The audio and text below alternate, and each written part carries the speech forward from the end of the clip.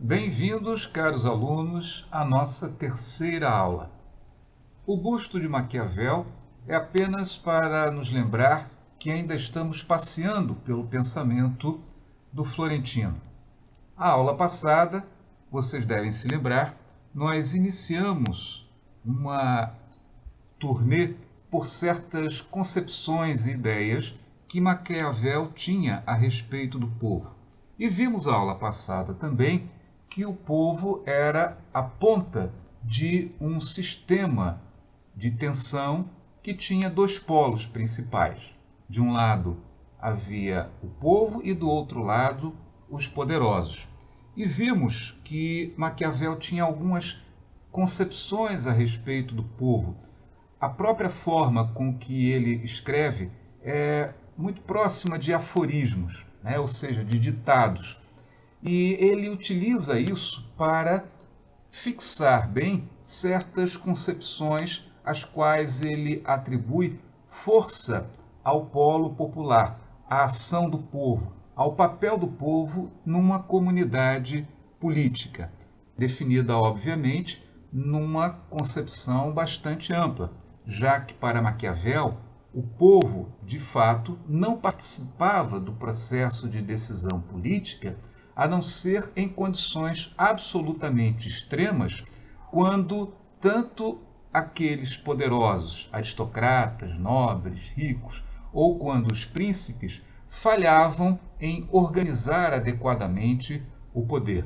Assim, a manifestação do povo em Maquiavel é sempre alguma coisa episódica e resultado das falhas de caráter, de inteligência, de capacidades, tanto do príncipe quanto daquela porção menor da vida social, da comunidade política, que não soube equilibrar as forças dentro dessa sociedade.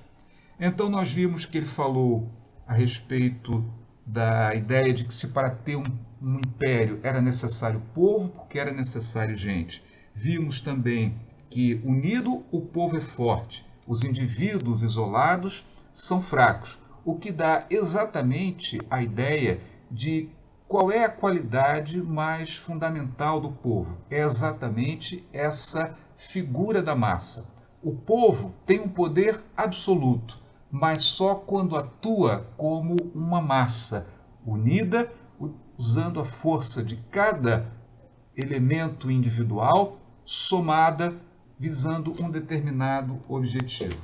Eu recordo isso porque, a partir de agora, nós veremos o outro elemento, o elemento que diz respeito aos grandes, aos nobres, aos ricos, e, de certa maneira, também nós vamos perceber que, em Maquiavel, a existência da figura individual, o homem que tem um poder que se distancia da figura do indivíduo inculcado ou preso ao povo, ou preso dentro de uma figura coletiva, como uma aristocracia, como uma associação mercantil, como a nobreza, etc., só é possível exatamente quando existe um conflito de tal ordem, de tal natureza, que esses entes coletivos são incapazes de resolver, independentemente de uma figura de liderança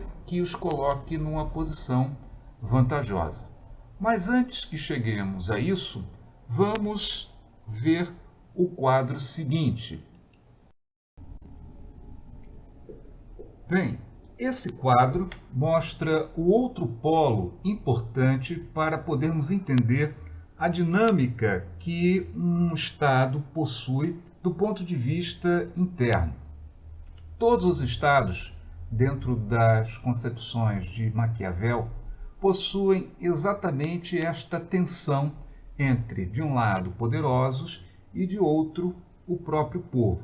Mormente nos estados que ele conhecia na Península Itálica e que, de forma nenhuma, saíam desse desenho de uma diferenciação muito grande entre uma grande parcela da população, geralmente vivendo em condições básicas e, de outro lado, uma parcela bem menor que usufrui de um estilo de vida e de uma possibilidade de comando e de luxo mesmo, que a outra parcela apenas pode, no máximo, invejar. Então, essa dinâmica desses dois polos, uma parte foi mostrada anteriormente e agora nós temos a maneira, né, como Maquiavel via essa parcela dos grandes e dos poderosos. É claro que quando ele fala de grandes e poderosos, ele fala de coisas que, na verdade, são bastante diversas, né? De um lado você tem os nobres, ou seja, aquele grupo que, por conta da criação de um sistema feudal, passa a ter direitos sobre a terra e a sua população. Fala-se dos ricos, né? Ou seja, daqueles que, de alguma maneira, através da prosperidade dos negócios, vai criando uma capacidade de organizar a vida social ao seu próprio modo, retirando sorrateiramente da parte dos nobres alguns dos seus poderes, inclusive seduzindo boa parte da população para os seus próprios propósitos. E os magnatas, né, aqueles que se destacam de uma maneira total dos outros grupos, tornando-se inclusive personalidades cuja individualidade é reconhecida ao longo da história. Dessa maneira, nós vamos compreender que esse grupo dos grandes e poderosos, embora tenham eles, com relação ao povo, em geral, uma mesma compreensão de exercício do domínio e também da opressão sob certos aspectos, eles, na verdade, dentro de si constituem grupos que podem ter rivalidades e que podem, digamos assim, criar um conflito que levem a sociedade como um todo, ao Estado como um todo, à ruína. Então, o nosso amigo Maquiavel, ele vai destacando alguns desses elementos. É claro que ao longo das obras dele, principalmente do discurso sobre a primeira década de Tito Livio e também, principalmente, sobre a obra O Príncipe, nós vamos ver que ele tem determinadas ideias. É bom que a gente diga que a leitura atenta de Maquiavel mostra que ele tem uma certa desconfiança, uma convicta desconfiança dos nobres, dos ricos, das pessoas poderosas que se fundamentam em grupos sociais que se destacam do destino do povo e que a ambição desses grandes e poderosos é, de maneira genérica, a opressão do povo. E essa forma de existir e de desejar existir cria uma condição que vai mais tarde propiciar o surgimento dos homens, dos grandes líderes que vão ser figuras aristocráticas ou figuras militares ou tiranos, ditadores, ou seja, um conjunto de pessoas que vão tentar colocar ordem e organizar esse conflito entre os grandes e poderosos e a população. Mas nesse quadro aqui, nós vamos ver o primeiro elemento, que é os nobres desejam conservar o que adquiriram. De fato, todos aqueles que estão numa posição elevada, e principalmente os nobres que estão numa posição elevada do ponto de vista político, querem manter esse status e os privilégios que esse status proporciona a cada um dos seus membros. Vamos dizer que o nobre é aquele que exerce um controle a partir de um direito de nascença, tendo sido estabelecido pela história, pelos seus antepassados, uma relação com a população ou com outros potentados, em que ele tem o direito de exercer, digamos assim, um controle econômico e um controle populacional. Para que possamos ver a importância desse pensamento de Maquiavel, ele, no discurso sobre a primeira década de Tito Livio, no capítulo 5º da primeira parte, quando ele vai falar sobre a segurança e a defesa da liberdade, se ela estaria melhor nas mãos de aristocratas, de nobres ou do povo, e dá como exemplos 3 populações, 3 estados. Roma, que coloca a defesa no povo, ou então os venezianos e os lacedemônios, na Grécia, que colocavam a liberdade na nobreza. E vejamos o seguinte trecho desse capítulo 5º. Lá pelas tantas, nesse capítulo 5º, ele vai dizer: tomando os romanos como exemplo, direi que se deve sempre confiar um depósito a quem tem por ele menos avidez.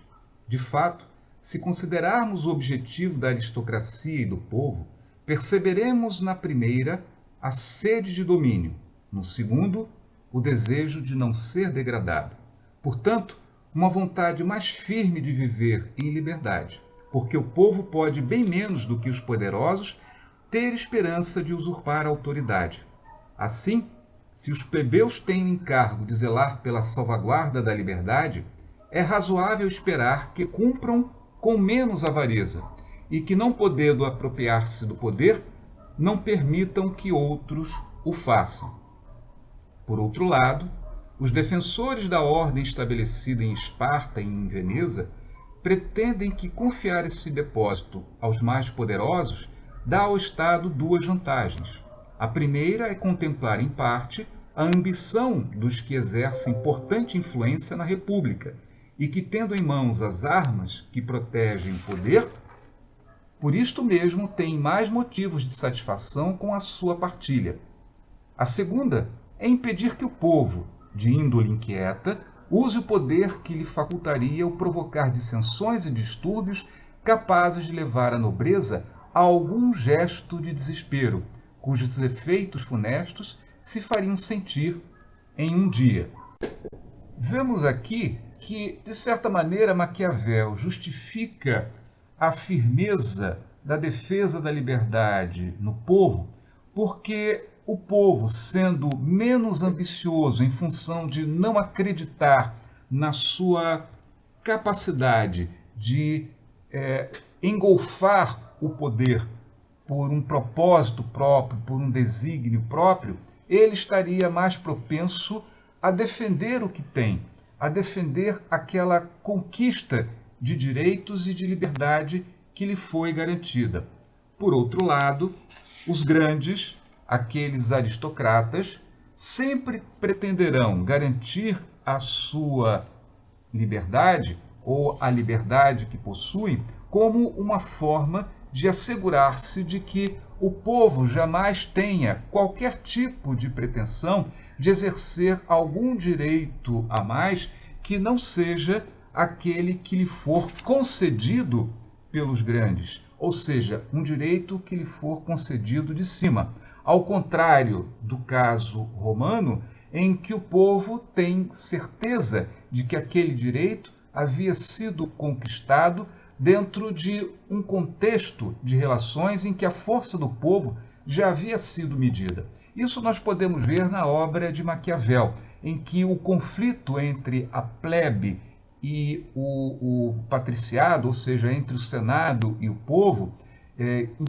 o próprio Maquiavel vai elogiar várias vezes, permitiu que se construísse um estado de liberdade, de direitos e a própria grandeza da República Romana, mas dando-se ao povo o direito de garantir a liberdade a que ele havia conquistado. E continuando o mesmo capítulo 5º, ele diz assim: considerando todos os aspectos desta questão, seria difícil decidir a quem confiar a guarda da liberdade, pois não se pode determinar com clareza que espécie de homem é mais nociva numa república, a dos que desejam adquirir o que não possuem ou dos que só querem conservar as vantagens já alcançadas. É possível que um exame aprofundado nos leve à seguinte conclusão: ou se trata de uma república que quer adquirir o império, como Roma, por exemplo, ou de uma república que tem como fim exclusivo a sua própria conservação. No primeiro caso, é preciso fazer como se fez em Roma. No segundo, pode-se imitar Esparta e Veneza. Portanto, o Maquiavel aí deixa bastante claro que a grandeza de um Estado ela depende fundamentalmente da capacidade do polo povo, ou seja, é o povo que de fato faz a grandeza. Mas se um Estado está contente com aquilo que adquiriu até aquele momento, então é preciso deixar a garantia da liberdade nas mãos daquela pequena parcela que não se atreverá a provocar determinados atos ou determinadas mudanças no sistema para poder obter alguma coisa que não está no escopo do poder alcançado até então. Então seria preciso mudar toda a estrutura da vida social. Precisaria transformar um Estado em outra espécie de Estado para que se pudesse ter as virtudes e as condições para a conquista de um império. E ele prossegue: no entanto, as dificuldades são criadas mais frequentemente pelos que já possuem. O temor de perder o que se tem provoca paixão igual à causada pelo desejo de adquirir. É natural dos homens não se considerarem proprietários tranquilos, a não ser quando podem acrescentar algo aos bens que já possuem. É preciso considerar também que quanto mais o indivíduo possui, mais aumenta o seu poder. É mais fácil para ele provocar alterações da ordem.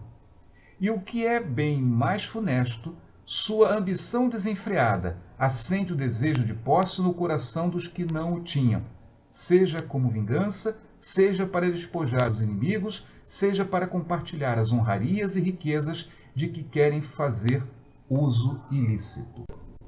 Assim, o desejo de conservar não é uma coisa tranquila, inocente. Maquiavel desvenda por trás desse desejo da conservação um conjunto de alternativas e de possibilidades políticas que não estão impressas apenas na ideia, bastante inocente até, de conservar aquilo que se tem. O projeto de Estado, o projeto de poder político, as forças que têm que ser mobilizadas alteram a própria estrutura de funcionamento do Estado e desatam forças que muitas vezes não são controladas pelos mecanismos aos quais se estava habituado a fazer uso ou a controlar um determinado tipo de poder. Se mobilizamos o povo para ter gente, força, exércitos, nós mobilizamos uma força política e deve-se ter instrumentos apropriados para lidar com isso, assim como ele mostra nas diferenças entre Roma e Esparta e os venezianos do seu tempo.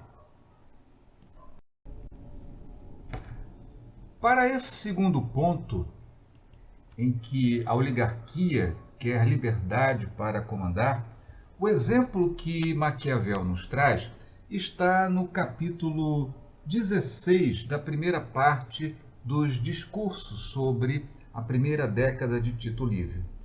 Já quase lá para o final, do meio para o final desse capítulo, lê-se o seguinte: Clearco, tirano de Heracleia, tinha sido expulso do país.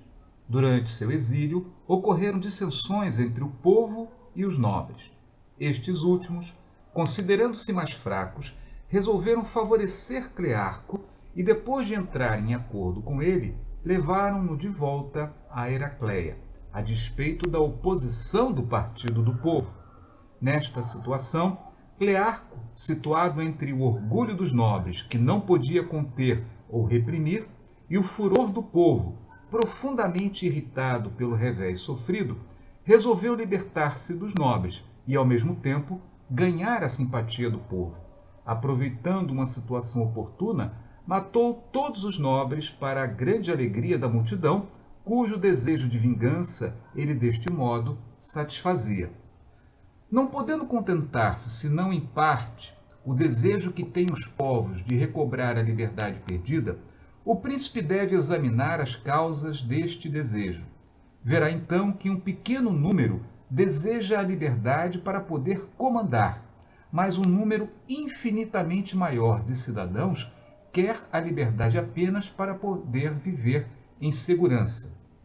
Quanto aos primeiros, qualquer que seja a forma como se organize a República, no máximo 40 ou 50 cidadãos podem alcançar o poder, um número bem reduzido.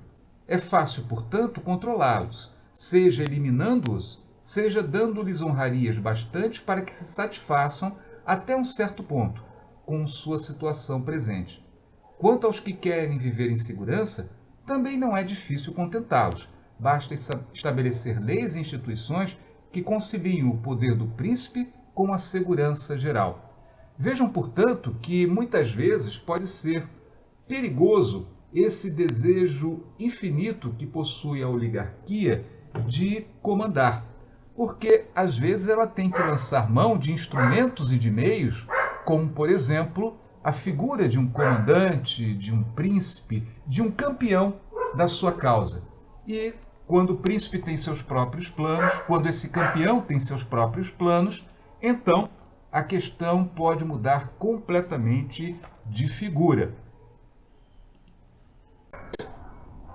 O próximo ponto é bastante interessante. O aristocrata, que vive sem trabalhar na abundância, é origem de desordens e daninho ao Estado.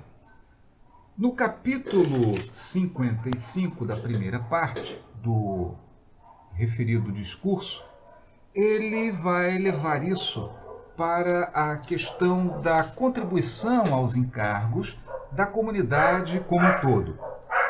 A certa altura, ele vai dizer: quando as repúblicas alemãs precisam de uma certa quantia para prover as despesas do governo, é costume que os magistrados ou os conselhos imponham um tributo aos habitantes, da ordem de 1 ou 2% do valor do seu patrimônio.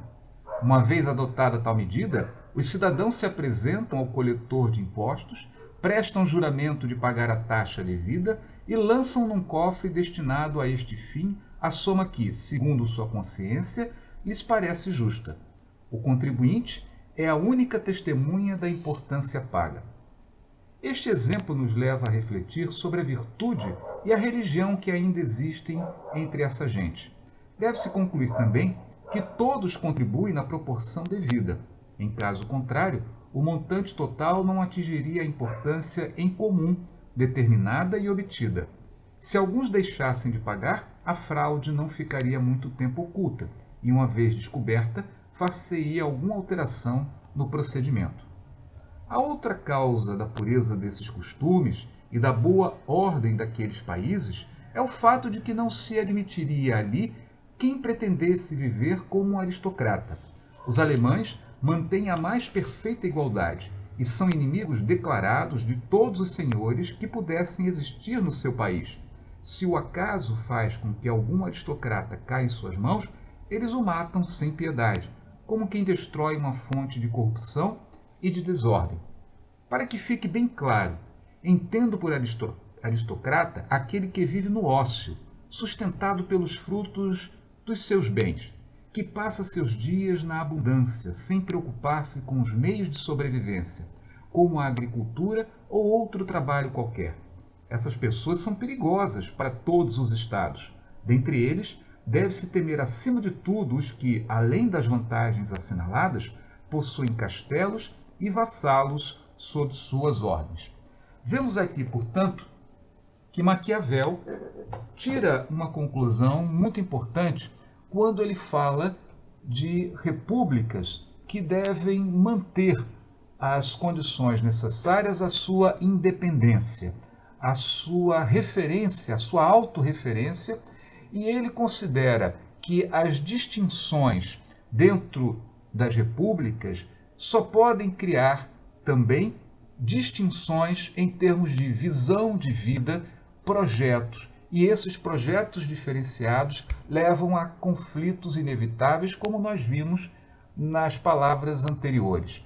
Assim, é preciso considerar que Maquiavel tem uma visão muito dura daqueles que participam dos frutos e dos benefícios da vida comunitária do Estado, mas não contribuem proporcionalmente à sua capacidade para a sustentação.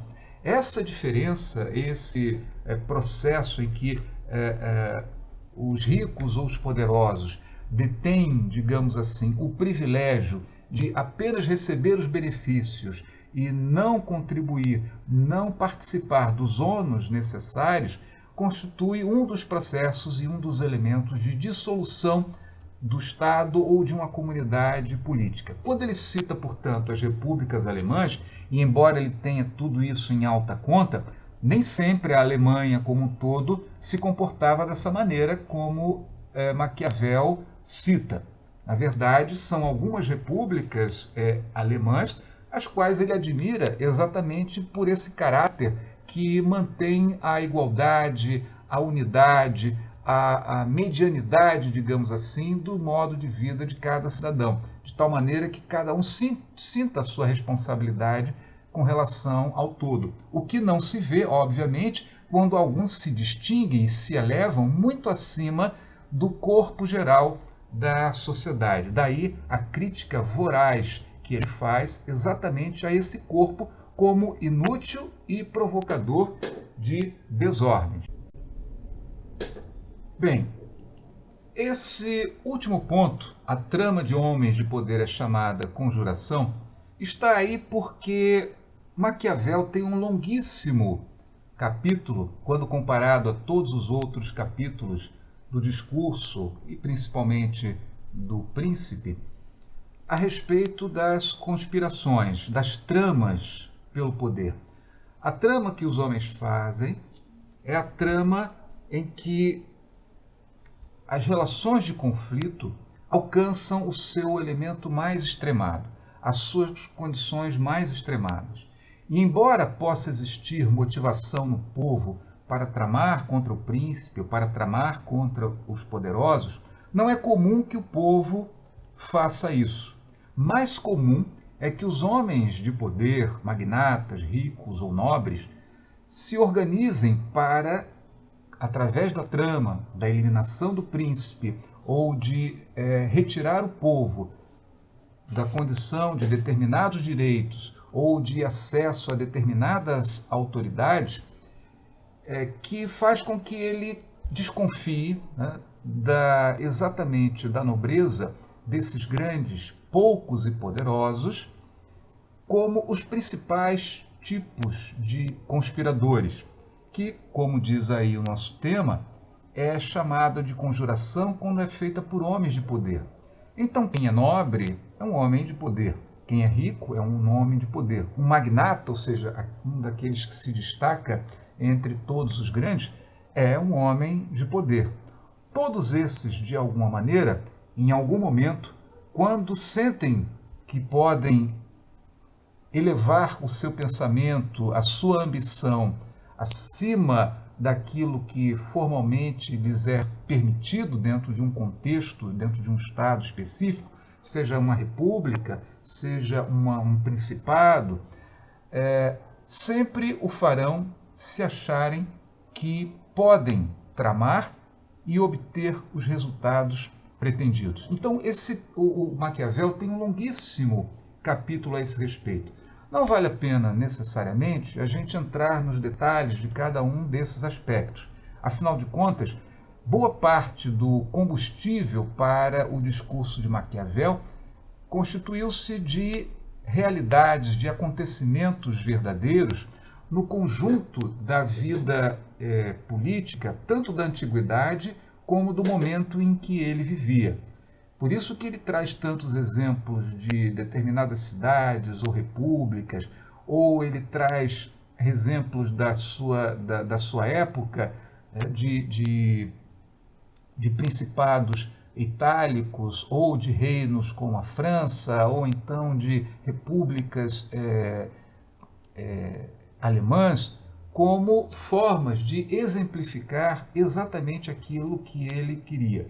O que é importante aqui é deixar claro que ele tem uma grande desconfiança. Não se pode confiar nos homens de poder. Eles nunca estão satisfeitos com o poder que possuem e sempre vão pretender aumentar e assambarcar o poder. Vão pretender retirar direitos de outras camadas sociais, vão tentar controlar o príncipe e até ocupar o lugar do próprio príncipe. Então, para resumir, os grandes e poderosos, os ricos, os nobres e os magnatas são, na verdade, um grupo absolutamente, digamos, necessários, porque, principalmente durante o período de Maquiavel, a riqueza, inclusive, era discutida como se é uma fonte de corrupção para a vida comunitária ou se é uma necessidade para torná-la mais livre, adequada e cheia de confortos. O problema é como isso se faz de uma maneira a que todos possam estar satisfeitos de alguma maneira. Porque a riqueza tem uma tendência a se concentrar principalmente na forma como ela é praticada sob as características do capitalismo então existente na Itália e na Europa de Maquiavel. E de lá para cá a coisa não mudou, pelo contrário, a coisa tem se acentuado. E a luta e as dissensões entre a massa da população e esse pequeno grupo fez apenas aumentar e se tornar mais consolidada. Por isso, afeta necessariamente aquelas condições e aquelas lutas que, em geral, buscam algo que é fundamental, tanto para os grupos minoritários e poderosos, quanto para a população em geral, que é a questão da liberdade. Onde se situa efetivamente a liberdade para uns e para outros, mas que não conseguem viver isoladamente. Qual é o ponto de equilíbrio da liberdade quando temos que falar a respeito da relação necessária entre ricos e poderosos e o povo? Esse novo quadro apresenta algumas ideias de Maquiavel referentes à liberdade e à felicidade numa república. Vocês devem reparar que no discurso sobre a primeira década de Tito Livio, Maquiavel discorre com muito mais facilidade, muito mais amplamente a respeito da República e num tom que denuncia o privilegiamento que ele dá a essas repúblicas. Ele, na verdade, aparentemente, é alguém que deseja, de certa maneira, e prefere a república a outras formas, mas reconhece também, sob situações diversas, que homens dotados de grande capacidade, de grande descortino, também podem trazer benefícios a uma comunidade política, a um Estado. Assim como também diversas formas de ordenamento através de um grupo menor também pode deixar como herança um aperfeiçoamento da vida do Estado, como foi, em certas ocasiões, a própria experiência da República Romana. Mas o primeiro ponto aí é que felicidade na República é a tranquilidade de todos. E nós vamos ver que felicidade também está ligada à boa ordem, a um bom ordenamento. Então, no capítulo 2 da primeira parte do discurso, ele diz assim: feliz é a República, a qual o destino outorga um legislador prudente, cujas leis se combinam de modo a assegurar a tranquilidade de todos, sem que seja necessário reformá-las. É o que se viu em Esparta, onde as leis foram respeitadas durante 8 séculos, sem alteração e sem desordens perigosas. Trata-se, portanto, de uma reverência que ele presta não necessariamente a uma forma específica de distribuição do poder, mas a maneira pela qual o poder é organizado e adequado à forma e às qualidades da própria cidade, que fazem com que as leis, a legislação e a maneira como ela é levada permite que, por um tempo bastante longo, essas leis sejam respeitadas e, portanto, a ordem que elas representam também seja respeitada. Isso significa uma perseverança, isso significa que há poucas possibilidades dessa república ou desse Estado degenerar em alguma coisa que não seja a sua própria origem estabelecida. Ele continua: infeliz, porém, é a cidade que, não tendo tido um legislador sábio, é obrigada a restabelecer a ordem no seu seio. Dentre elas, a mais infeliz é a que está mais afastada da ordem, isto é, aquelas cujas instituições se apartam do bom caminho, que pode levá-las ao seu objetivo perfeito e verdadeiro, porque é quase impossível que nessa situação ocorra algum acontecimento feliz que lhe restabeleça a boa ordem. Contudo, as cidades cuja constituição é imperfeita, mas que têm príncipes bons, suscetíveis de aprimoramento, podem, de acordo com os acontecimentos, chegar à perfeição. Então, o que nós vemos aqui é que a ideia de ordem, ela é primordial à ideia de felicidade. Assim, nós podemos ver que nesse pequeno trecho de Maquiavel, felicidade, ordem, tranquilidade, todas essas coisas estão interligadas. Não há tranquilidade sem ordem e não há felicidade sem tranquilidade. Portanto, são elementos que devem ser sempre objeto de atenção dos governantes. E quanto à ideia de legislador sábio aqui, trata-se, na verdade, de um nome atribuível à própria maneira como ela foi fundada.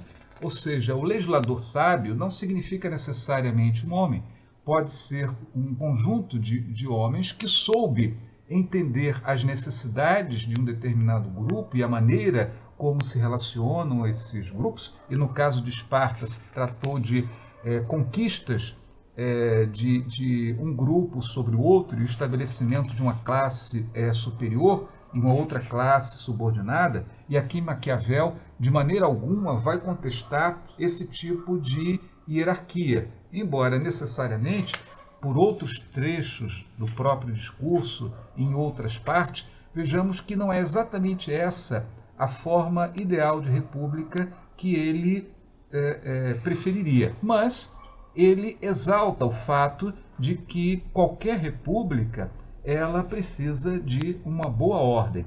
E a forma da felicidade é uma coisa que varia bastante com o tempo e com aqueles que vivem num determinado estado. O segundo ponto apontado por Maquiavel, na verdade, nós devemos entender como se fosse uma espécie de equilíbrio. O equilíbrio entre aqueles dois motos de um sistema político, de um sistema estatal. Não existe uma comunidade política ou uma dinâmica política que não envolva necessariamente uma relação entre o povo e os poderosos. E essa dinâmica entre eles é que vai caracterizar o tipo de liberdade que existe sob uma determinada situação. Assim, no discurso, no capítulo 40º da primeira parte, quando Maquiavel fala sobre Roma, fica bastante clara a ideia que ele possui sobre o papel, né, desses dois elementos para a dinâmica, né, e a vida política.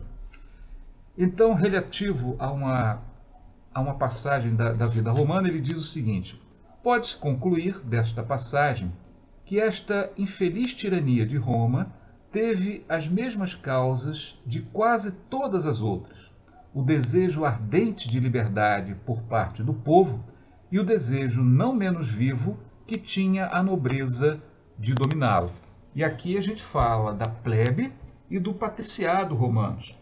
Portanto, Maquiavel tinha como um dogma, na verdade, o fato de que este conflito, que é um conflito subjacente a todas as cidades, a todas as comunidades políticas, precisa estar resolvido para que se estabeleça que tipo de liberdade efetivamente se vive. E continua ele: quando esses dois partidos não conseguem chegar a um acordo para estabelecer uma lei que proteja a liberdade, e um deles favorece um cidadão, o monstro da tirania ergue sua cabeça.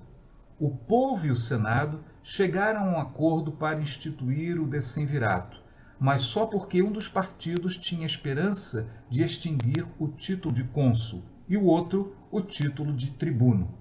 Quando os dois títulos foram restabelecidos, o povo, que esperava ver em Ápio o campeão dos seus direitos contra a nobreza, deu-lhe todo o seu apoio. Quando um povo se equivoca a ponto de projetar um cidadão para que possa combater o objeto do seu ódio, este favorito do povo, se for habilidoso, não deixará de se transformar no tirano, servindo-se a princípio da força popular para destruir a nobreza, e só após a destruição desta procurará oprimir o povo, que será escravizado sem saber a quem recorrer para defendê-lo.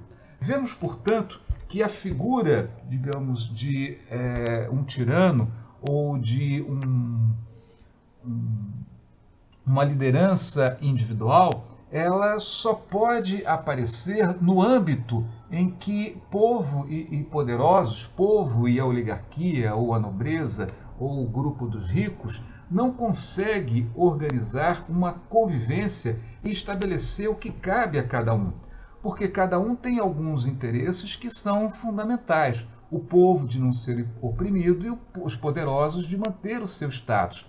Mas como muitas vezes acontece, e geralmente, como diz Maquiavel, por parte dos poderosos há uma ambição, há um movimento, há, digamos assim, um desejo mais profundo e forte de alterar as coisas para empoderar-se cada vez mais, o próprio povo acaba percebendo e, digamos, tentando revidar. Nesse processo é que, havendo uma espécie de empate, de equilíbrio entre essas duas partes, constituem-se aquelas personagens que vão liderar e que, de certa forma, nesse processo que estão postos para liderar, usam as forças de cada um. E ao fazê-lo, ao vencer, ao conquistar, digamos, o primeiro objetivo, que é vencer a outra parte, não lhes será caro que eles possam se voltar contra aqueles que os puseram acima de todos. É um cuidado, digamos assim, tanto para os nobres, como nós vimos anteriormente, né, quando se viu em Heracleia, como agora com relação a Roma, tanto o povo quanto os poderosos podem sempre fazer uma bobagem e uma besteira. Nem sempre esses dois têm a medida adequada para poder vencer e gozar tranquilamente os benefícios da sua vitória. Tanto aquele grupo restrito quanto o povo em geral pode sempre, de alguma maneira, ser levado para uma posição na qual a ideia e a possibilidade de erro, né, chegue a criar os sintomas e os elementos para o surgimento da tirania. E ele mais acrescenta: de fato, embora todos os nobres tendam à tirania, os que não participam do poder são sempre inimigos do tirano, que nunca pode contar inteiramente com eles, pois sua ambição é vasta e sua avareza insaciável. E ainda que o tirano possa distribuir riquezas e honrarias, nunca poderá satisfazer o desejo de todos. Por isto Ápio cometeu um erro evidente ao abandonar o povo a fim de se aproximar da nobreza, para conquistar-se a autoridade pela força. É preciso ser mais forte do que o adversário. Os tiranos, que favorecem o povo e que só têm por inimigos os nobres, gozam de segurança bem maior. Têm o apoio das forças mais amplas do que os que só contam com os nobres contra a inimizade do povo. Vejam, portanto, que aqui, mais uma vez, ele, de uma forma indireta, elogia, né, e pontifica que o poder do povo é sempre um poder maior. O fato do povo não manifestar isso, né, de uma maneira própria e independente, significa apenas que o povo sempre necessita de uma liderança. O próprio povo em si mesmo não consegue se organizar de forma absolutamente autônoma, a não ser, talvez, em casos muito excepcionais e que se tornam, por isso, casos quase que raríssimos dentro da história, né? Não é o caso que Maquiavel cita aqui nesse momento. Este último ponto é bastante interessante. Liberdade é não temer por si e por sua propriedade, e não ser escravo.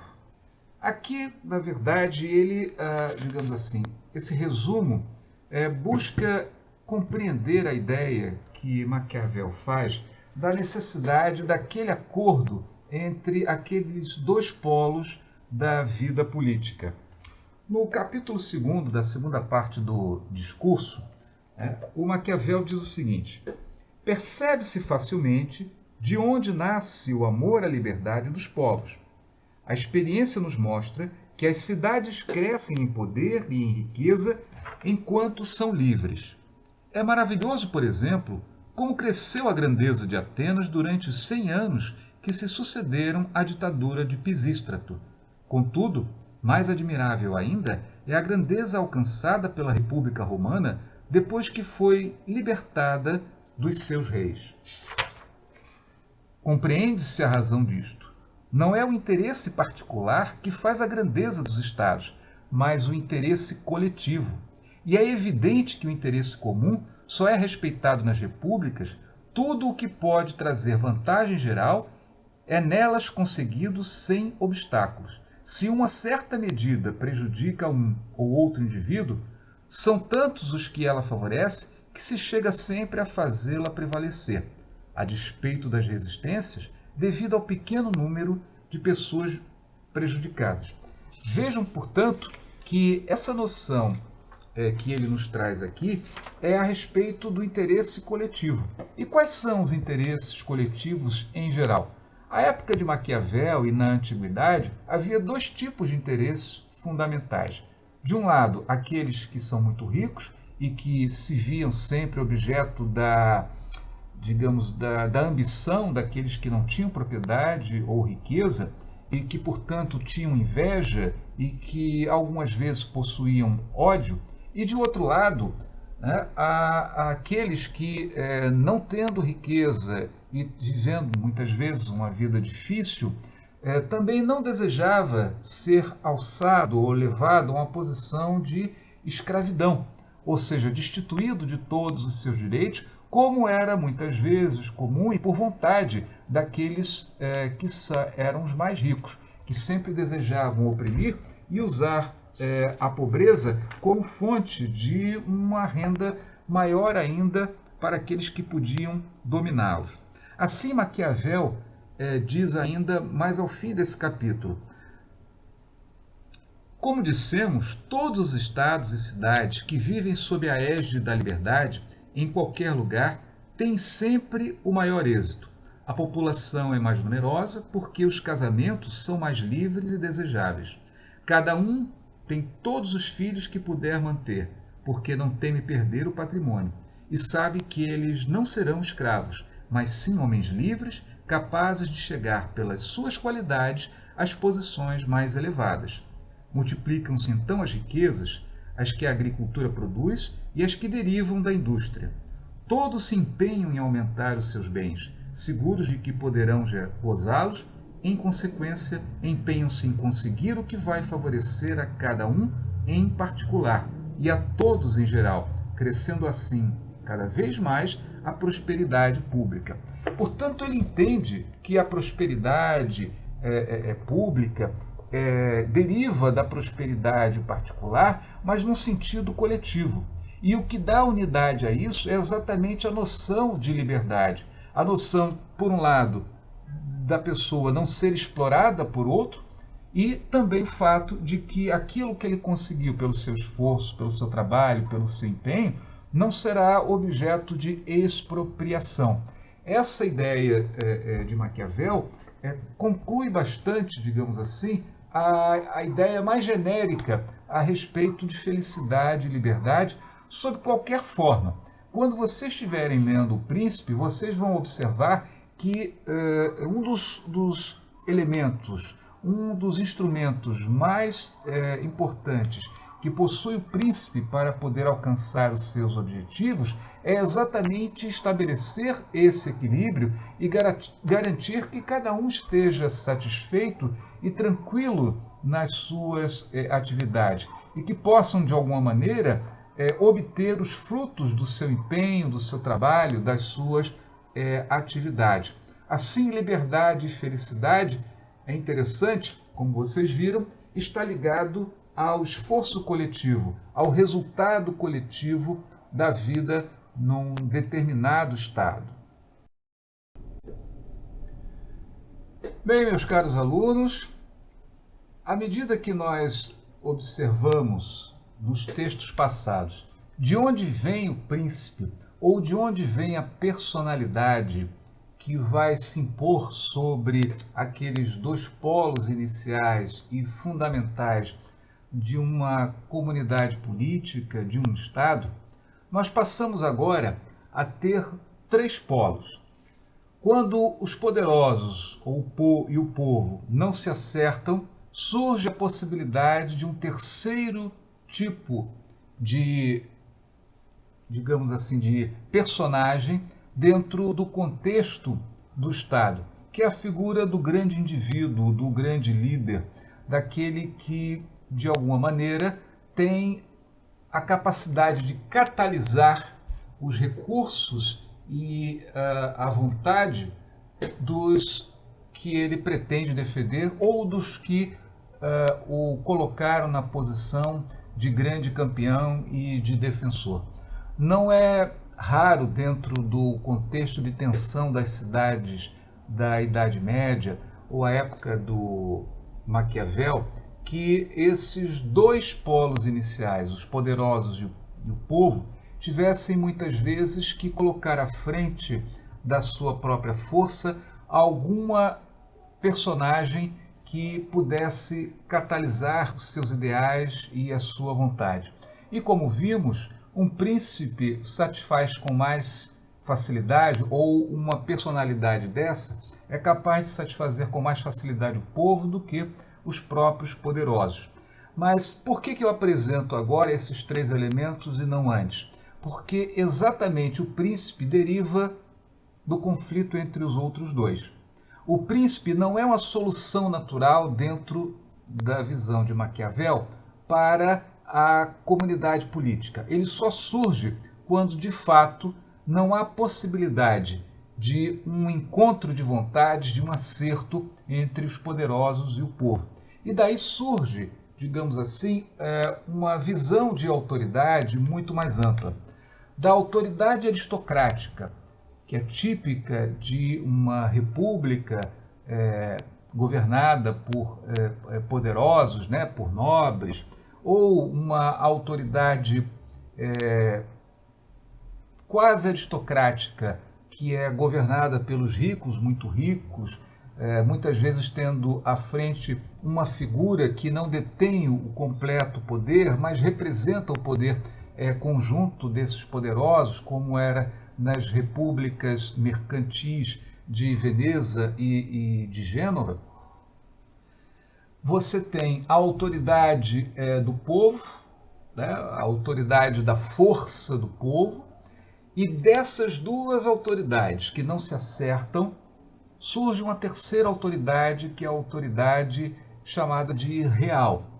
Pode ser um príncipe de fato, um ditador, ou seja, é sempre a autoridade que é posta sobre um indivíduo que de alguma maneira vai resolver uma questão que está empatada. Nesse conjunto de situações, a referência que ele melhor tem para esse tipo de aplicação das autoridades continua sendo Roma. Roma, para ele, é sempre um recurso ao qual ele se volta para poder explicar os caminhos da política. Então, ele aponta, inclusive, que se os poderosos e o povo conflitam e se acertam, tornam grande, né, uma república.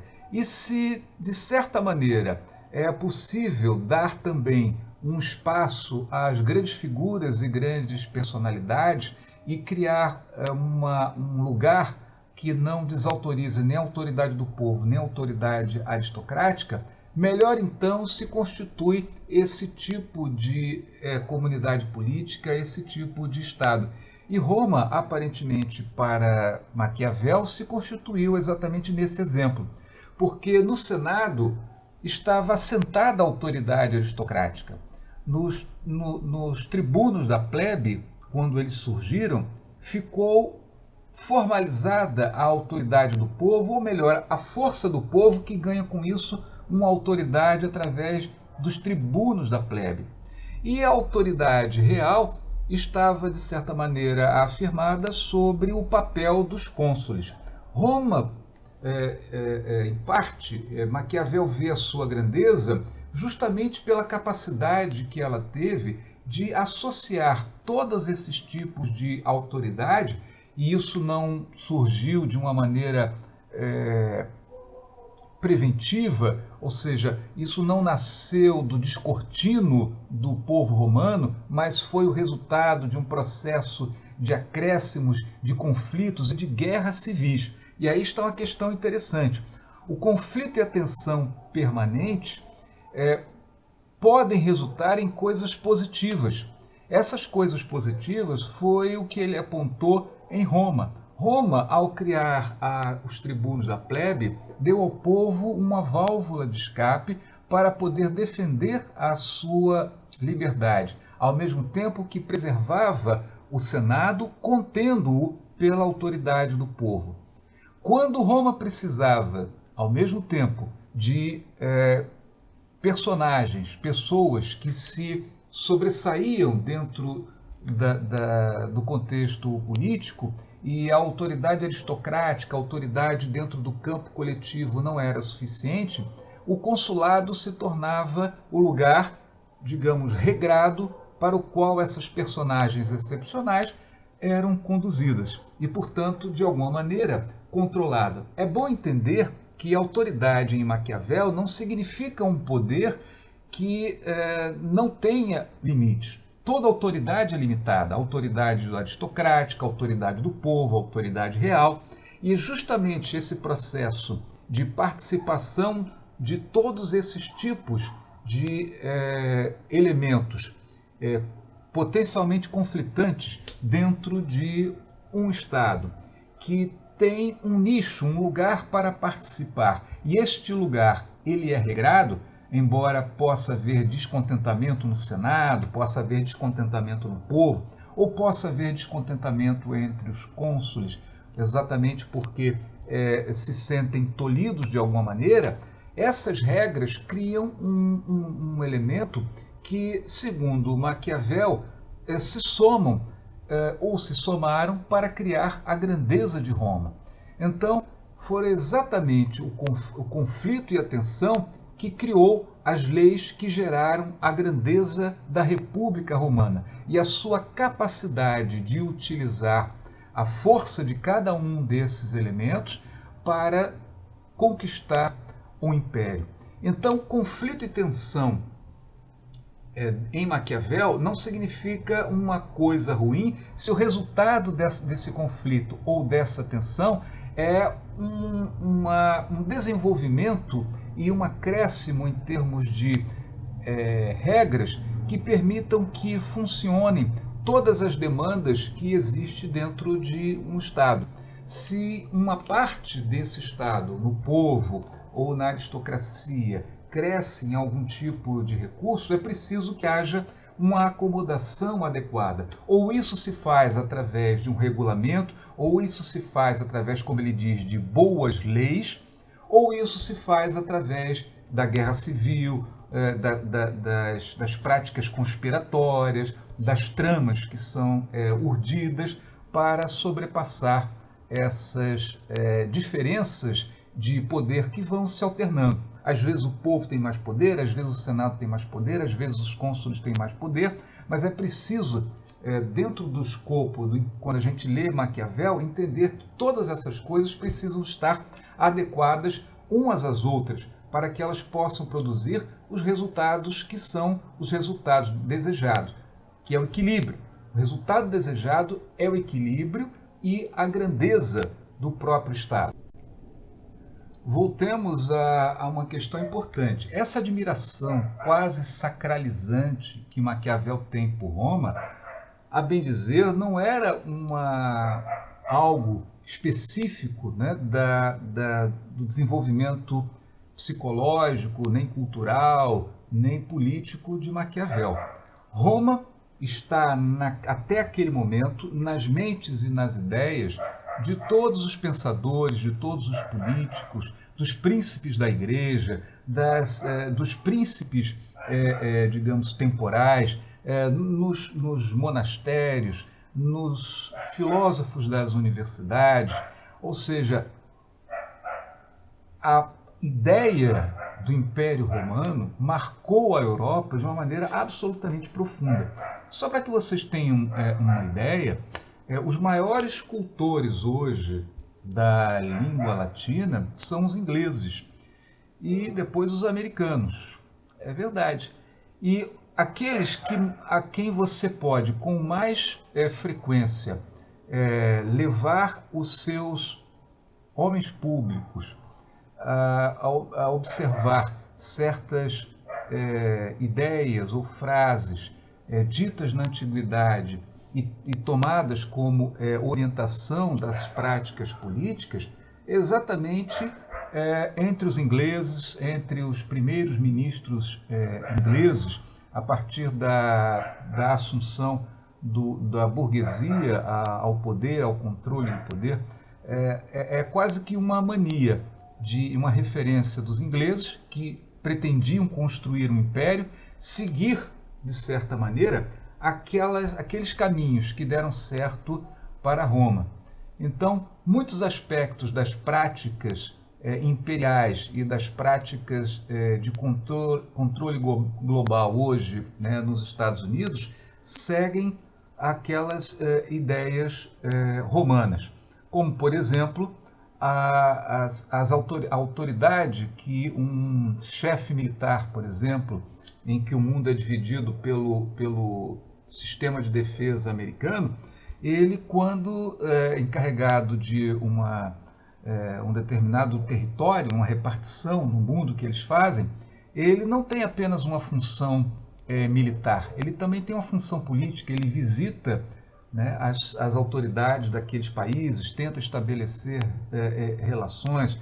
Então você vai ver generais, almirantes, que quando são americanos, né, quando são designados para uma determinada área, fazem também a sua própria política, né, a qual foi designado. E nisso eles têm aquelas características, né, do militar romano, que tinha uma autoridade que antes do Império propriamente, né, era a autoridade imperial dos generais, ou seja, a autoridade que representava Roma sob todos os aspectos, do ponto de vista militar e do ponto de vista da imposição da lei e da ordem decidida pelo povo romano. E assim tinha uma função dupla, militar e civil. Por isso que ele era o imperator, aquele que impunha as leis, as regras e a vontade romana àqueles que foram derrotados por Roma. Bem, esse aí é uma cópia, né? Uma foto de uma página de uma publicação, vocês podem observar ali, de 1550. Eu acho que por essa data, eu acho que talvez o príncipe já tivesse sido proibido, né? Já tivesse entrado no índex da Igreja Católica. Eu não estou muito certo agora, mas de qualquer maneira, é interessante notar que a publicação do príncipe causou muito interesse. Não porque dissesse coisas que aqueles potentados que sempre souberam usar dos meios e do poder que possuíam pudessem ali aprender alguma coisa, mas que o estilo de Maquiavel, a sinceridade com que ele explora as necessidades de um príncipe, é bom que se diga, nunca foram, desde os primeiros momentos de publicação, nunca foram objeto, digamos assim, de uma revolta propriamente. Mas, a partir do momento em que a revolta protestante começa a ganhar corpo e a luta pela supremacia ideológica começa a se tornar cada vez mais importante, a obra de Maquiavel foi sendo restringida por representar, de certa maneira, um perigo que colocava de maneira aberta como príncipes poderiam explorar a questão religiosa e a questão da necessidade de poder a partir de alguns meios. O que, obviamente, esses meios significavam era retirar a Igreja Católica do controle do assentimento para o exercício do poder.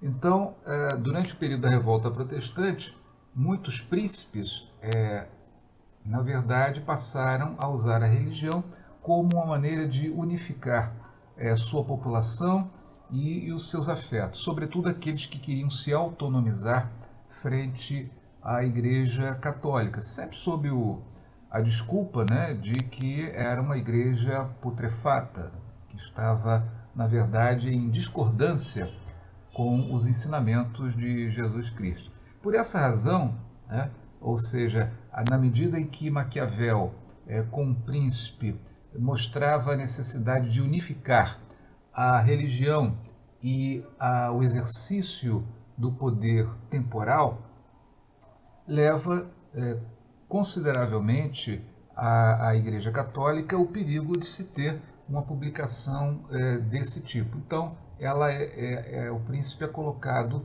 no índex da Igreja Católica. Notem também um desenho, né, supostamente a figura de Maquiavel, e depois comparem com o busto e o retrato feito dele.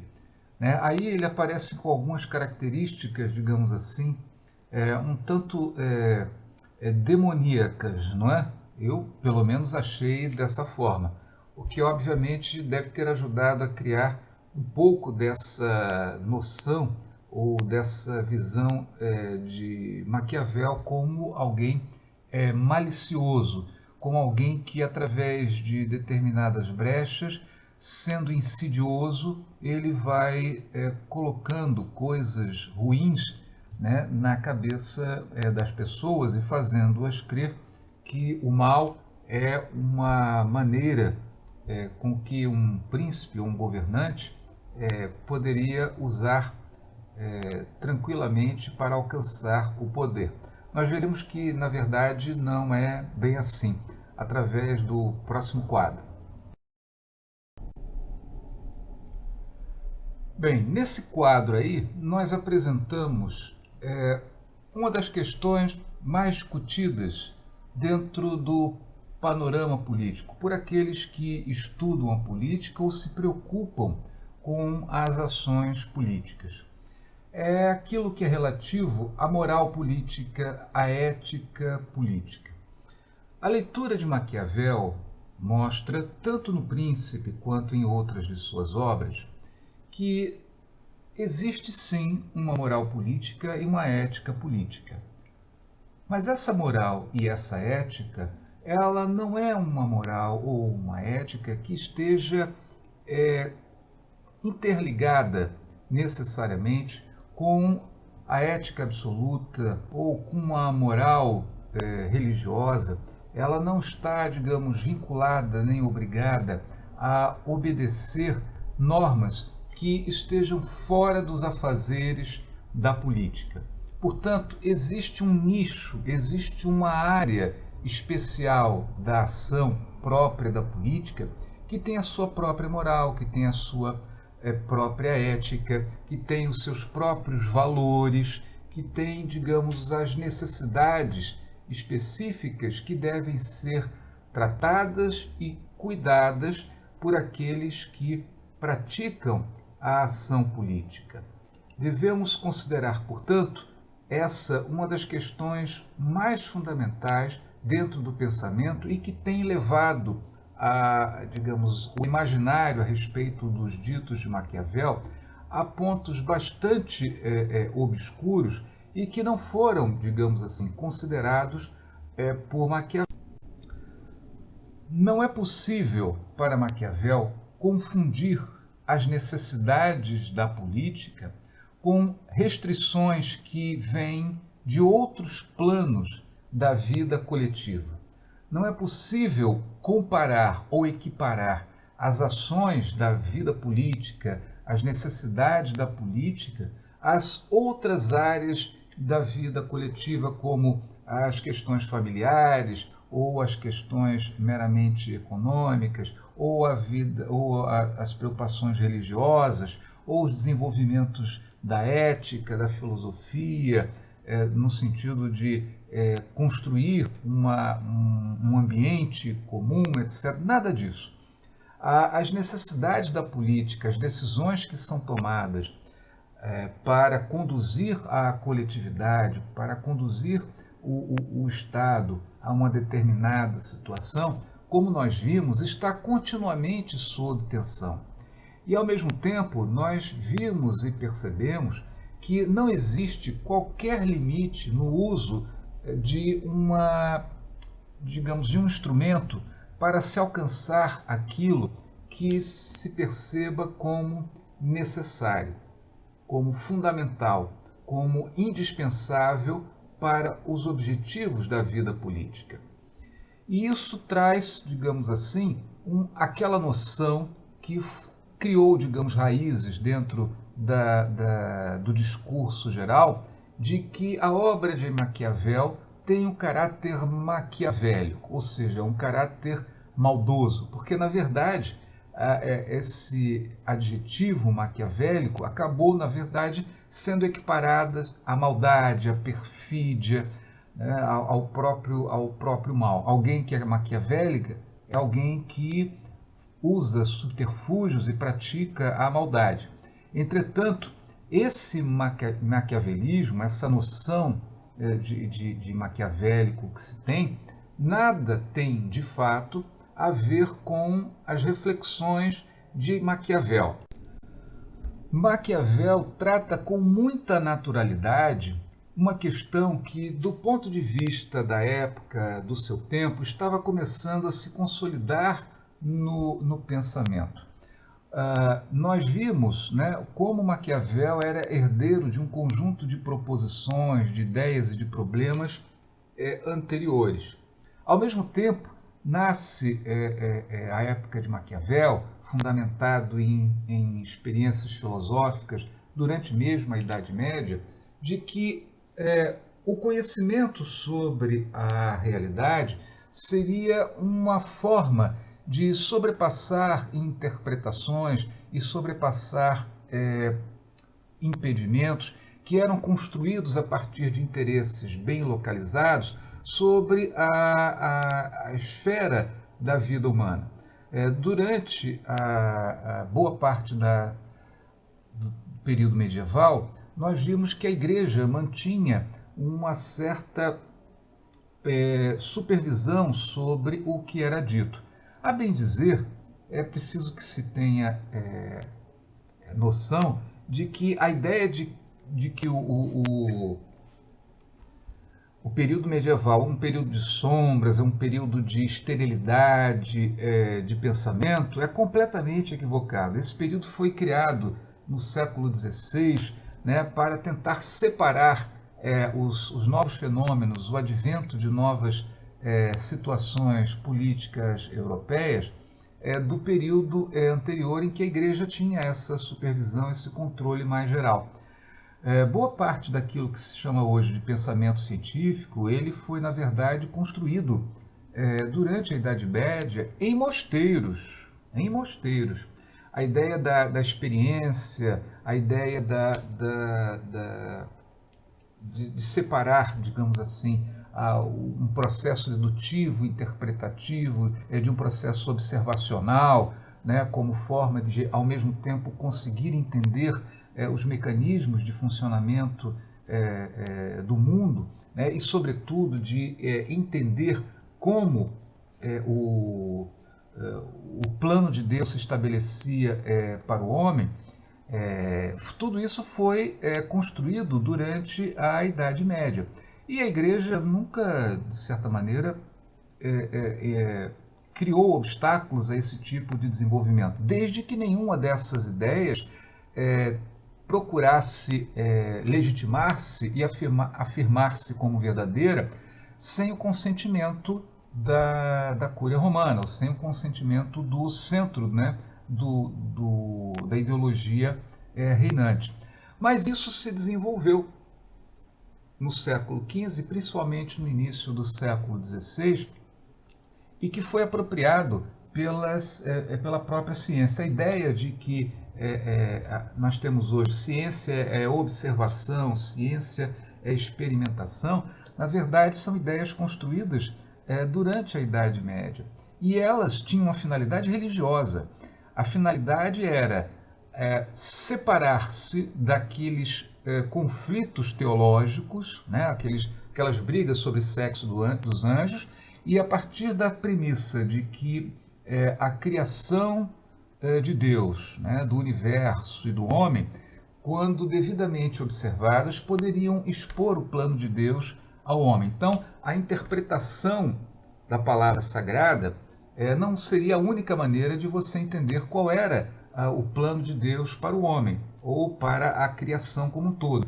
Você também, ao observar a criação, ao observar o homem, você também poderia obter, digamos, esse tipo de informações. Poderia, digamos, tentar deduzir a partir dessa observação o que Deus quer para a sua criação.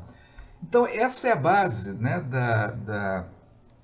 digamos, da ciência moderna. Portanto, bem calcada numa tentativa de renovar a própria teologia, num certo aspecto. É claro que isso não vingou no centro, né, ideológico romano, mas teve uma repercussão muito grande nos centros intelectuais quando se recupera um conjunto de proposições e de ideias a respeito dos experimentos antigos, do conhecimento antigo, e aí a questão da observação se torna bastante importante. Maquiavel estava, obviamente, dentro desse contexto de passagem de um plano para o outro. E não vou dizer que Maquiavel tivesse sido um cientista no sentido de querer utilizar essas novas filosofias, mas não escaparia a Maquiavel, naquele momento, que o uso da observação para os fatos humanos e, sobretudo, o uso da observação para afirmar contra proposições de uma ética absoluta, de uma moral absoluta, dos costumes, ou aquelas postas pela filosofia tradicional ou pela Igreja, pudesse ter um valor em si mesmo. Então, o príncipe, assim como os discursos e outras formas com que ele se expressa, parece-me que calham muito bem para apontar esse processo de transição. Observar o homem e mostrar o que ele está fazendo. Não significa dizer que Maquiavel aprovasse cada um daqueles atos que foram considerados perfídia e que foram considerados distoantes de uma sociedade cristã, de uma indução a um comportamento aceitável, né, para um homem cristão e temente a Deus. Muitas vezes Maquiavel vai dizer que se os homens, né, obedecessem as proposições da igreja, as proposições cristãs, né, se os príncipes, se os homens de poder todos fizessem isso, não haveria problema nenhum. Só que alguns não fazem, só que alguns usam todo e qualquer tipo de instrumento. E isso faz com que eles tenham menos restrições e mais vantagens na luta política. Essa é uma questão importante porque ela cai diretamente a respeito dessa questão fundamental da moral e da ética na política. É bom dizer, a ética na política é seguir para conseguir obter o objetivo estabelecido. Aquele que não usa os instrumentos que estão à disposição para conseguir os seus objetivos é alguém que não tem de fato a vontade e não tem o estofo para o exercício do poder e das necessidades de uma república ou de um principado. Assim, a gente vai depreender do discurso de Maquiavel de que aos que se engajam na luta pelo poder é facultado o uso de todos os meios eficazes para alcançá-lo. Ou seja, não se trata de ter preferência por um instrumento ou outro. Aliás, Maquiavel, né, sempre, de certa maneira, nos conduz a entender que os meios a serem utilizados são aqueles menos custosos. Os meios da força, os meios da malícia, os meios do engano, são meios que, de alguma maneira, custam àqueles que o usam. Mas se não há outra solução, não pode deixar de usá-los, porque o adversário poderá fazê-lo. Os meios eficazes significa que, se você usa um instrumento, é porque aquele instrumento de fato pode lhe trazer o benefício que você imagina. Não se usa o mal simplesmente porque é o mal. Não se pratica o crime apenas porque é o crime. Ele tem que ter um sentido, ele tem que ter uma lógica, ele tem que fazer, digamos assim, uma construção para um objetivo determinado. A mera prática do mal, a mera prática daquilo que é condenável pela moral normal, comum, pela ética absoluta, pela ética e a moral religiosa, pelo senso comum, né, pela moralidade do senso comum, isso tudo é ineficaz. Isso conduz, muitas vezes, a não se atingir ao objetivo. E, portanto, não é o que se deve fazer. Eu vou ler aqui um trecho no capítulo 18 do Príncipe, né? E ele começa assim esse capítulo. Quanto seja louvável a um príncipe manter a fé e viver com integridade, não com astúcia, todos o compreendem. Contudo, observa-se pela experiência em nossos tempos que houve príncipes que fizeram grandes coisas, mas em pouca conta tiveram a palavra dada, e souberam pela astúcia transtornar a cabeça dos homens, superando, enfim, os que foram leais. Isso aqui é um capítulo que tem título de que forma os príncipes devem guardar a fé. A fé aqui é a confiança, é, digamos, a crença, né, na sua pessoa, né? Deveis saber, portanto, que existem duas formas de se combater. Uma pelas leis, outra pela força. A primeira é própria do homem, a segunda dos animais. É interessante, né, porque o nosso amigo Maquiavel nos levanta essa questão. E as pessoas entendem isso, ou seja, do uso das armas, dos meios pérfidos, como um instrumento, e o condenam prematuramente, ou acham que ele é a forma normal de se agir. E que, portanto, como não existe ou não pode existir para a política um bloqueio no uso dos meios adequados, não existe também lugar para a moral e para a ética absoluta. De fato, a moral e a ética absolutas, elas não guiam os atos políticos, mas tem lugar na política porque as exigências do conjunto do Estado, e aí no Estado não existe só aqueles que estão praticando a política, que estão lutando pelo poder. Há também todo outro conjunto mais numeroso de pessoas que geralmente apenas observa, vê, e essa maneira, nessa sua maneira especial de ver, esse resto do conjunto do Estado faz o seu próprio julgamento. Daí uma questão importante: as aparências nos atos daqueles que estão lutando pela política é muito importante, porque quando você busca a solidariedade, busca o apoio, busca a compreensão, busca seduzir grupos na vida social para o seu lado, você deve, de certa maneira, mostrar que você o faz de uma maneira justa. Se você ofende essas pessoas com atos que são considerados repulsivos, você não vai obtê-los. É possível que você use do assassinato para poder alcançar o poder? Pode, mas essa não deve ter a aparência do assassinato, porque o assassinato é repudiado. Deve ter a aparência, por exemplo, da punição por um ato cometido. Deve criar, digamos, uma aparência de que aquele que foi morto, na verdade, era o verdadeiro criminoso. Então, essas são, digamos assim, maneiras pelas quais, embora os atos políticos fundados na ética absoluta não possam ser combinados, na verdade, essa ética e essas moral absolutas, elas têm um lugar na medida em que possam ser uma exigência exterior à política, como um elemento de pressão sobre a política.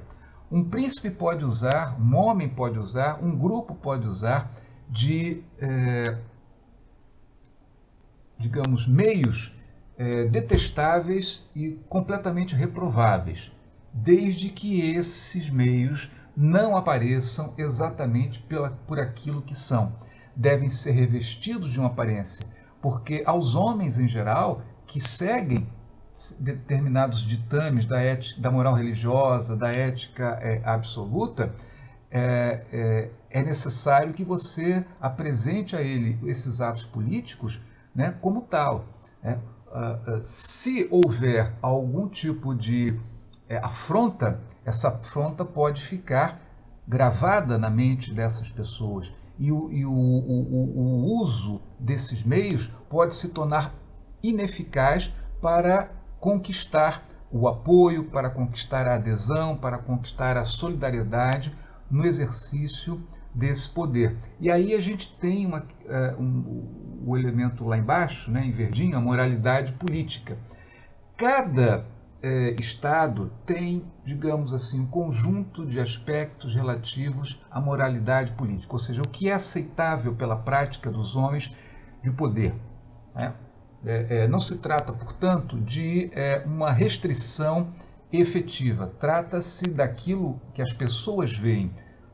E é por isso que muitos políticos eles não se apresentam por aquelas coisas que fazem subrepticiamente, pelas malas de dinheiro que aparecem nos seus apartamentos, pelas malas que correm pelas ruas, não se apresentam sob a forma de patrimônio, que são comprados de maneira pouco explicáveis. Na verdade, eles sempre falam e revestem os seus atos, ou tentam revesti-los, exatamente de um cumprimento e um segmento exatamente dessas noções de moral e de éticas comuns, fazendo com que as pessoas aceitem os seus atos como atos honestos, como atos aceitáveis, justos e adequados. Nenhum político diz que vai ser ladrão, que ele vai roubar para a família, nada disso, porque se o fizesse, obviamente, ele não poderia ser eleito, e não seria, de fato, eleito. Mas ele reveste os seus atos de uma profunda moralidade política. Na justiça, ele provará a sua inocência. Tudo ficará elucidado em algum tempo para frente. Então, o que Maquiavel está mostrando é que a política tem necessidades que outras atividades coletivas não têm. Mas essas atividades especificamente políticas, elas não estão infensas a exigências dessas coisas que efetivamente não fazem parte dos atos políticos, que é uma ética absoluta, como a moral absoluta. Mas tem que responder àqueles que não participam da atividade política, que não estão lutando pelo poder e que não pensam dentro dos aspectos específicos da moral política ou da ética política. Pensam pela moral religiosa ou pela ética absoluta desenvolvida num sistema filosófico específico. Então a política tem que parecer. É como aquela frase de César. Não é suficiente para César que a mulher de César seja honesta. Ela tem que parecer honesta. Por quê? Porque as pessoas estão vendo as aparências. O resto do mundo não participa da política. O resto do mundo não vê as tratativas por debaixo do pano. Vê apenas aquilo que está à superfície. Então, essa é uma questão importante. Não é que a moral e a ética absolutas não têm influência sobre a política. Ela só não é o móvel, ela só não é o meio de conduzir os atos políticos. Mas muitas vezes é melhor agir dentro dessa ética absoluta e essa moral, mesmo que a personalidade do político não se ajuste a isso, né? E ele goste mais de uma falcatrua, mas muitas vezes é necessário agir dentro daquilo que é uma exigência geral, porque isso é mais eficaz para alcançar o objetivo que ele pretende. Esse último quadro apresenta um conjunto, digamos, de associações que Maquiavel faz a respeito das habilidades necessárias a alguém que deseja, né, lutar pelo poder. É preciso, de um lado, ter conhecimento e, de outro, ter intuição. É bem verdade que muita gente acha que a leitura de O Príncipe ou dos escritos de Maquiavel possa, simplesmente por isso, dar condições de alguém se atirar, se aventurar na busca pelo poder e praticar um conjunto, infinidade de maldades e perversidades e, com isso, ser bem-sucedido. Se fosse assim, o mundo seria apenas maldade e perversidade. Mais do que conhecimento, mais do que, digamos assim, uma capacidade de entender a relação entre as coisas, é preciso também um outro elemento que Maquiavel não pode dar, que a leitura do Príncipe ou de qualquer escrito de Maquiavel ou qualquer outro escrito político pode dar aos homens, que é a intuição, que é verdadeiramente aquela capacidade de perceber o momento que Maquiavel fala do homem que mente, daquele que está prestes a trair, do grupo que se esforça por tramar. É preciso sempre estar preparado. E o conhecimento, simplesmente, não fornece esse instrumento. Por isso que os homens que verdadeiramente lutam, né, pelo poder maior são homens excepcionais, são pessoas excepcionais, são grupos excepcionais que possuem algo mais do que o conhecimento, possuem, digamos assim, uma preparação, uma tendência, uma intuição para lidar com esses problemas. O Príncipe não é uma receita de bolo. Qualquer um de vocês que tentar simplesmente reproduzir essas ideias de Maquiavel pode, em geral, se dar muito mal. Porque mais do que simplesmente saber a relação entre aspectos da realidade e como eles podem resultar, é preciso ter uma capacidade de perceber o momento. E aqui se refere àquilo que Maquiavel está falando. Ou seja, não basta conhecer, é preciso também ter o talento para poder saber aplicar. Até bolo, né? Você vai tentar fazer, você não sabe fazer bolo, nunca fez bolo, vai fazer o bolo pela primeira vez, vai dar errado, né? Porque tem coisas que é preciso um certo talento. Tem gente que nunca vai aprender a fazer bolo, embora tenha todas as receitas à sua frente. Com mais razão ainda, no âmbito da política, não é suficiente ler Maquiavel para se tornar um político. Não é suficiente ser um leitor assíduo de obras políticas para poder ter talento político. O talento político existe antes da ciência da política. Aliás, a ciência da política se faz sobre esse talento que, de certa maneira, dispensou esse próprio conhecimento, porque os homens talentosos, de certa maneira, obtêm esse conhecimento exatamente da prática, exatamente do exercício, né, dessa tentativa, desse poder. Então, nós vemos pessoas das mais diversas formações e origens, né, tendo talento para a atividade política, enquanto outros que se consideram pós-doutores, né, em ciência política não passam, na verdade, de comentaristas, né, a respeito do talento alheio. Da mesma forma, né, embora o nosso amigo Maquiavel ele possa ter uma capacidade, um conhecimento muito grande, a gente viu que ele, na verdade, sempre procurou o emprego, porque apesar da sua sabedoria, o seu talento não era suficiente para se colocar como um mestre, como alguém que estivesse brigando pela obtenção do poder. Outro aspecto bastante conhecido dos discursos de Maquiavel é aqueles aos quais ele se refere à força e à astúcia. Também nesse capítulo 18 aqui, nós vamos ver como ele cita. Deveis saber, portanto, que existem duas formas de se combater. Uma pelas leis, outra pela força. A primeira é própria do homem, a segunda dos animais. Como, porém, muitas vezes a primeira não seja suficiente, é preciso recorrer à segunda. Ao príncipe torna-se necessário, porém, saber empregar convenientemente o animal e o homem. Isto foi ensinado à socapa aos príncipes pelos antigos escritores, que relatam o que aconteceu com Aquiles e outros príncipes antigos, entregues aos cuidados do centauro Quiron, que os educou. É que isso, ter um preceptor metade animal e metade homem, significa que o príncipe sabe empregar uma e outra natureza. E uma sem a outra é a origem da instabilidade.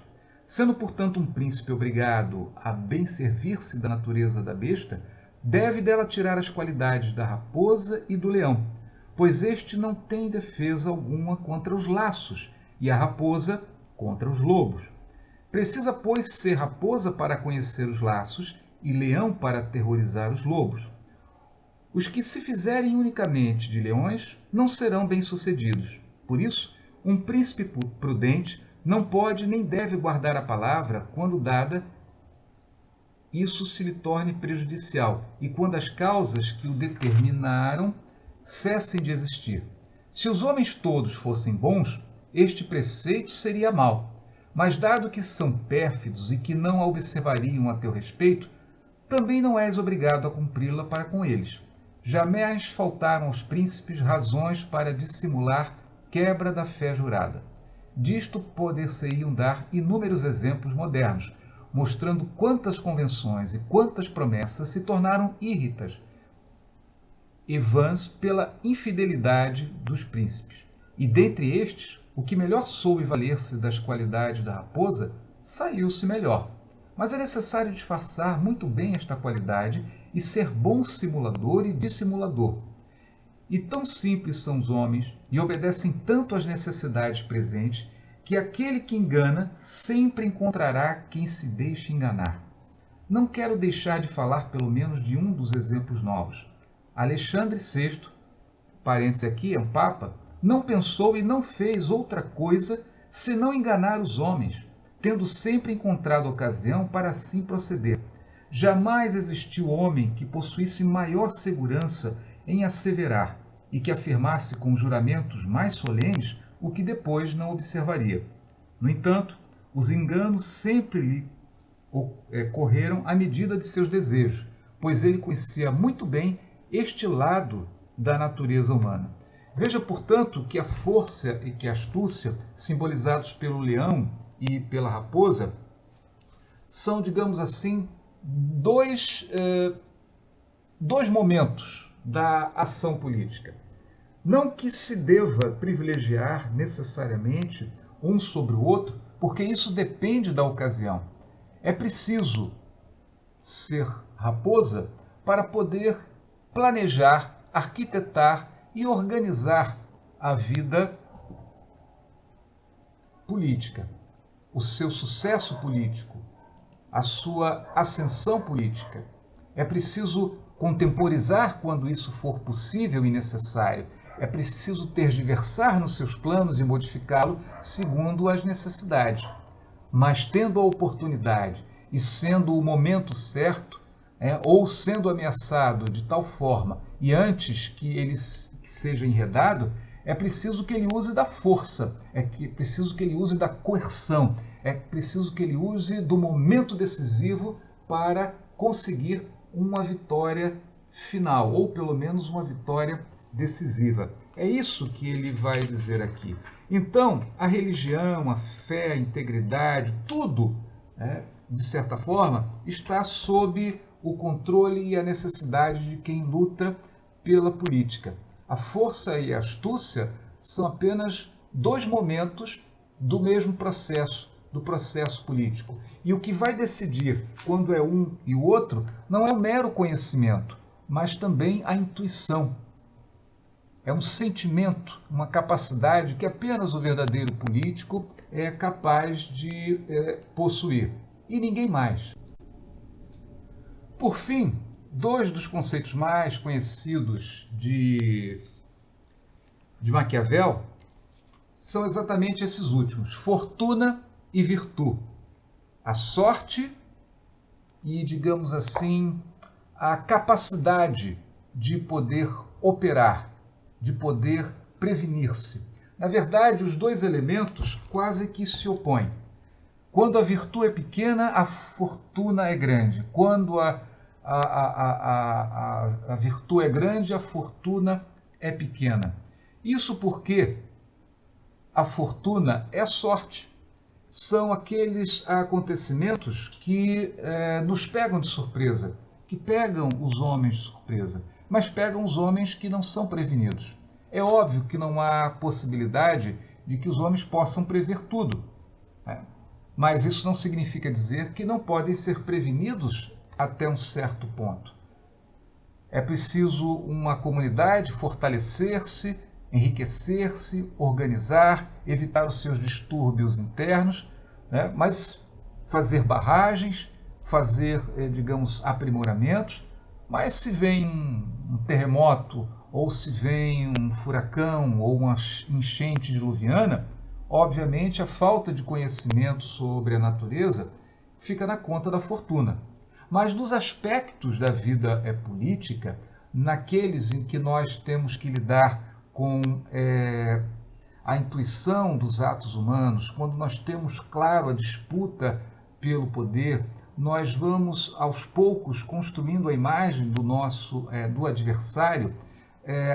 A virtude, ou ela se agiganta para diminuir, digamos, a surpresa que os outros podem fazer, ou nós não teremos condições de dominar e de prosseguir no nosso intento.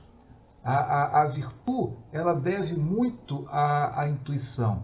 A intuição nos prepara, nos alerta sobre a necessidade de nos prepararmos. A fortuna é aquilo para o qual nós não atentamos, não percebemos, não reconhecemos como um perigo e nos pega muitas vezes de surpresa. Aqui no capítulo 25 do Príncipe, tem uma coisa que as meninas não vão gostar muito, não. É o que ele diz a respeito, digamos assim, daqueles que buscam conquistar o poder e buscam com vontade, com